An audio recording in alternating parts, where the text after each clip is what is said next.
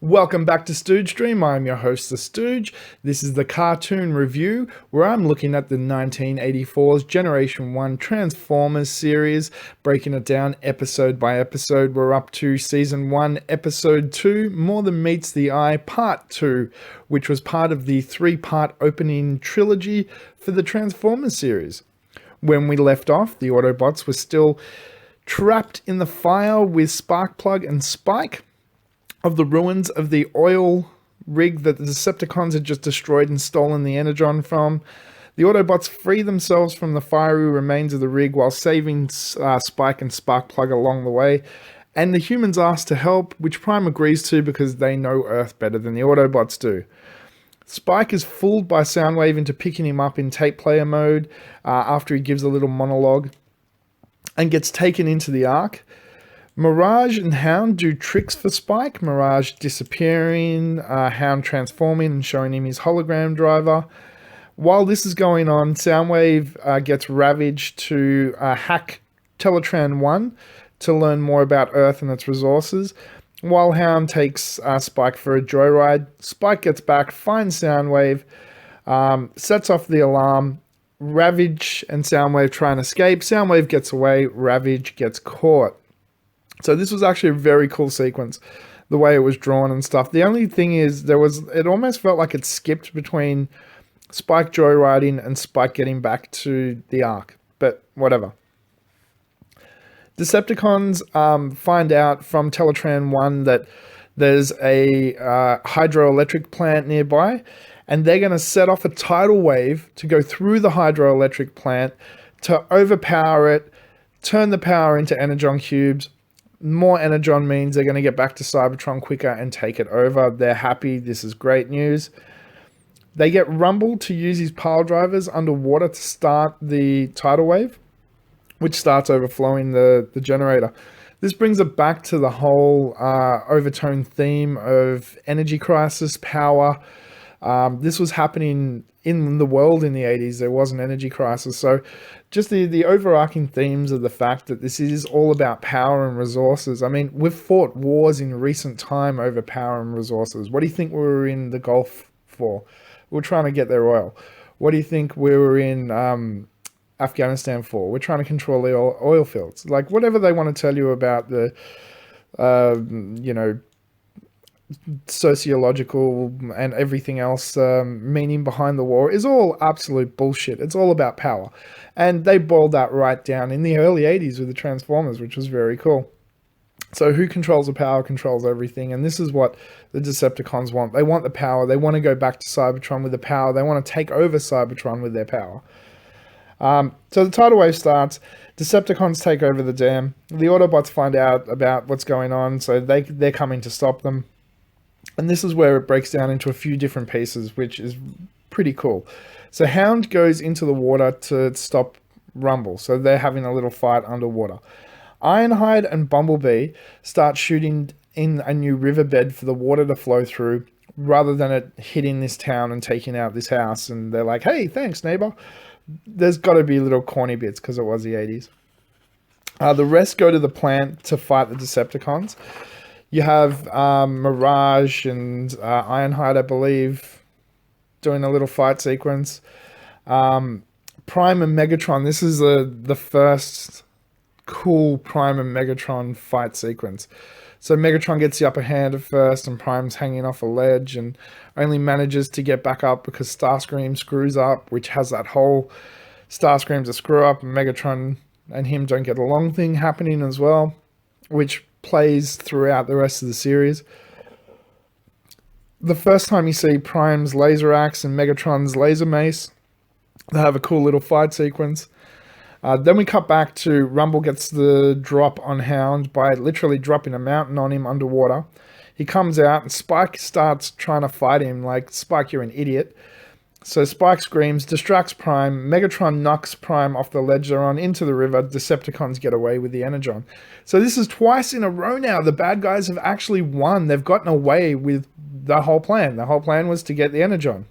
They got it. They won. Jazz saves Prime with this grappling cable thing. Spike actually goes into the water and starts pulling the rocks off Hound and nearly drowns, and then Hound saves him and they save each other, and it's a cute moment. The Autobots regroup with a Prime speech, which again is going to become a mainstay throughout the series, up to Prime giving these motivational speeches before a battle or after a battle to regroup. I think this was the first as well, possibly one in the last episode, can't remember, but this was a cool little moment, them standing there with the water flowing behind them in the dam and Prime giving his speech. Megatron and Soundwave discuss how much more power they need, and they work out they need at least one more big score to be able to have enough Energon to get back to Cybertron and have enough to take over. Soundwave is playing with an Energon cannon, and Megatron gets pissed at him. He's like, "What are you doing?" So, "I'm testing out the Energon." He goes, "Well, you just wasted it. Now we need 2 more hits because of the amount that you've just wasted to make up the, what we need." And Starscream's like, "Who cares? We can rape this planet. It doesn't matter." And this again plays into the whole Megatron and Starscream don't get along. Starscream flat out saying he can't wait for him to die so he can take over. It's this father-son relationship that they have that's a really interesting dynamic. Like, Prime and Megatron are like brothers that fight. They both have ideals, but they're just different. And because of their ideals, they're never going to come together, and they will just constantly fight. Soundwave and Megatron have a real father and son thing happening. Like, yeah, Soundwave wants to backstab him and take over and all the rest of it, but at the same time, he's kind of seeking his approval as well.